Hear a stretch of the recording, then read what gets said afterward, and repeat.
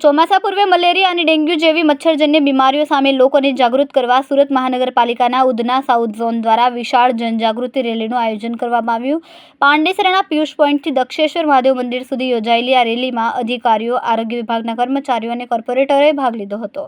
Rally દરમિયાન નાગરિકોને ઘર અને આસપાસ પાણી ન ભરાય તેની કાળજી રાખવા તેમજ મલેરિયા, ડેન્ગ્યુ અને ચિકનગુનિયા જેવા રોગોથી બચવા જરૂરી સાવચેતી રાખવાની અપીલ કરવામાં આવી। સ્વચ્છ પરિસર સ્વસ્થ પરિવારના સંદેશ સાથે મનપાએ ચોમાસા પૂર્વે રોગચાળા સામે જનજાગૃતિ ફેલાવવાનો પ્રયાસ કર્યો। નામ ડૉક્ટર કિંજલ પટેલ, નાયબ આરોગ્ય અધિકારી ઉધના ઝોન। મેલેરિયા માસ જૂન માસને આપણે મેલેરિયા માસ તરીકે ઉજવવામાં આવે છે। જૂન માસમાં વરસાદની શરૂઆત થાય, વરસાદની શરૂઆત થયા પછી પાણીના ભરાવાના કિસ્સાઓમાં મચ્છરનું બ્રીડિંગ અને મચ્છરની ઉત્પત્તિઓ થઈ શકે છે।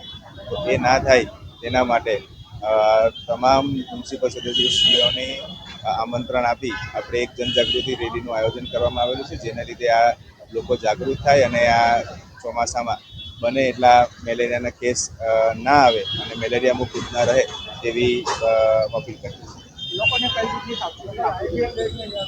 વરસાદ પડે તે પહેલાં આપણે જે બી તમારા ઘર હોય, અગાસી હોય કે છાપરા હોય એની ઉપર જે બધા નકામા સામાન પડેલા હોય, જેમાં પાણીનો ભરાવો થઈ શકતો હોય તે તમામ પાણીના જે ભરાવા થઈ શકે તેવા પાત્રોનો નિકાલ કરીએ। કન્ટેનરો જે એ લોકો યુઝ કરે છે તે લોકોને હવાચુસ્ત રાખીએ। એ લોકોની ટાંકી હોય તે ટાંકી હવાચુસ્ત બંધ રાખીએ અને જે ઘરમાં ફ્રીજ હોય કે પાણીના કુંડા હોય કે બીજા જે ઝાડવા હોય જેમાં પાણીનો ભરાવો થઈ શકે એ ના થાય તેની તકેદારી રાખીએ અને દરરોજ એનો સફાઈ થાય એને નિકાલ કરે છે।